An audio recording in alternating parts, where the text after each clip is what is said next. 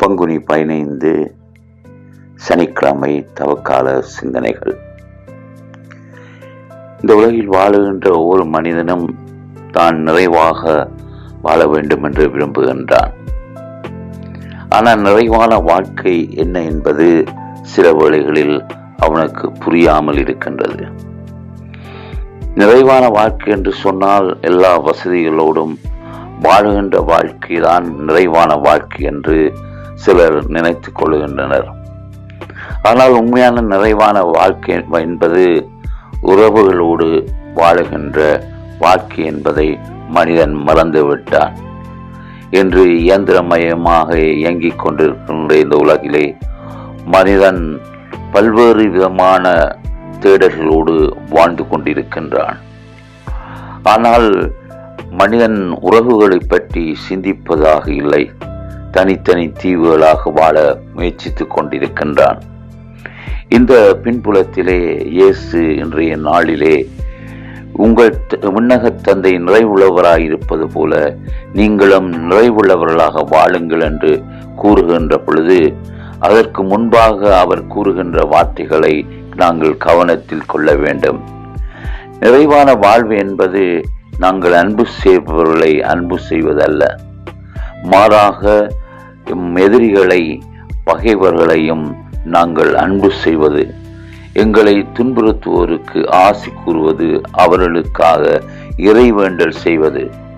இதுவே ஒரு உயர்ந்த வாழ்க்கை, உன்னதமான வாழ்க்கை, நிறைவான வாழ்க்கை என்பதை இயேசு இன்றைய நற்செய்தியிலே கோடிட்டு காட்டுகின்றார்.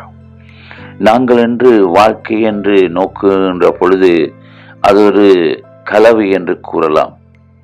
எல்லா விதமான பிரச்சனைகளோடும் சவால்களோடும் வாழுகின்ற ஒரு வாழ்க்கையாகவே நாங்கள் இன்றைய வாழ்க்கையை பார்க்கின்றோம்.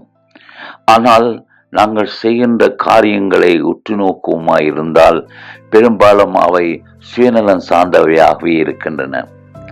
எங்களுக்கு விரும்பியவர்களை நாங்கள் நேசிப்பதும், எங்களுக்கு வணக்கம் செலுத்துவதற்கு நாங்கள் வணக்கம் செலுத்துவதும், இவையெல்லாம் உண்மையான நிறைவான வாழ்க்கை என்று இயேசு கூறுகின்றார். எல்லைகளை கடந்து மதிப்பீடுகளை நாங்கள் உயர்வான மதிப்பீடுகளாக கருதி, தனிப்பட்ட விருப்பு வெறுப்புகளை தாண்டி பகைவரையும் நாங்கள் அன்பு செய்து வாழ்வது மிகவும் மிகவும் முக்கியமான வாழ்க்கையாகும். இதுவே கிறிஸ்துவ வாழ்வை ஒரு கடினமான வாழ்வாக்குகின்றது. எதிரிகளை பகைவர்களை மன்னிப்பது. இந்த உலகம் பழிக்கு பழி என்று வாழுகின்ற இந்த உலகத்திலே நாங்கள் பகைவரை அன்பு செய்ய வேண்டும் என்று இயேசு விடுப்பது எமக்கு ஒரு கடினமான சவாலாக இருக்கின்றது. ஆனால் அதுதான் நிறைவான வாழ்வுக்குரிய வழி என்பதை இயேசு தெளிவாக இன்றைய நற்செய்தியில் எடுத்துரைக்கின்றார்.